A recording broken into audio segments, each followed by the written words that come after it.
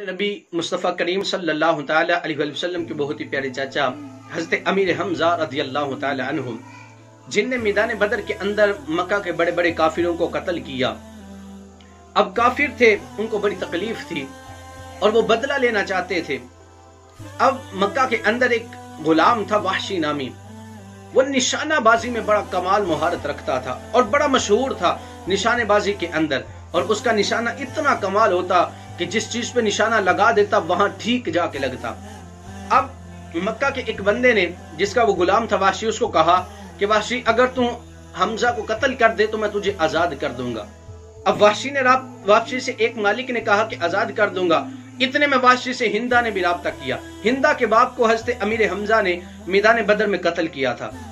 اب ہندا نے رابطہ کیا اور آ کے کہتی ہے کہ اے وحشی، اگر تم حمزہ کو قتل کر دے تجھے آزاد بھی کرواؤں گی اور سونا بھی دوں گی اور تجھے گھر بھی تعمیر کروا کے دوں گی۔ سامعین کرام، وحشی کرائے کا قاتل بن گیا۔ میدان احد سجا ہے، ادھر سے کفار کے لشکر میں سے بہت ہی شاہ سوار نکلا، آگے سے امیر حمزہ آئے، حضرت امیر حمزہ اس کی آپس میں لڑائی ہوئی، امیر حمزہ رضی اللہ تعالی عنہ نے اس کو قتل کر دیا۔ اب واپسی آ رہے ہیں، واپسی شان و شوکت سے آ رہے ہیں، لیکن وحشی ایک پتھر کے پیچھے چھپا تھا اور ہندا پہاڑی پہ کھڑی ہو کے یہ منظر دیکھ رہی تھی۔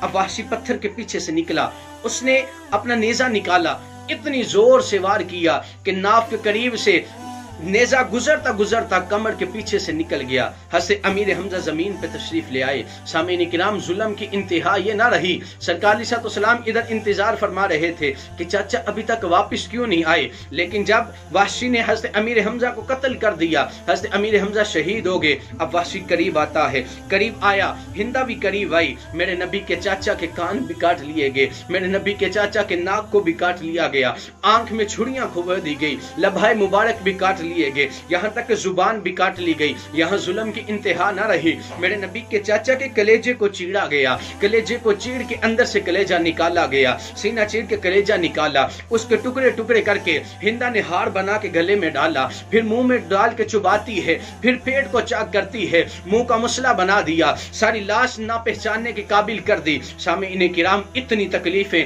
اتنی اذیتیں مصطفیٰ کریم صلی اللہ تعالی علیہ وسلم کے چاچا جان کو عطا کی گئی، لیکن میرے نبی کریم علیہ السلام نے پھر کیا فرمایا؟ فرمایا کہ چاچا، اس بات پہ سارے مسلمان گواہ ہیں کہ آپ شہیدوں کے سردار ہیں اور قیامت کے دن تمہاری شہادت کا گواہ اللہ کی بارگاہ محمد مصطفیٰ بن کے جاؤں گا۔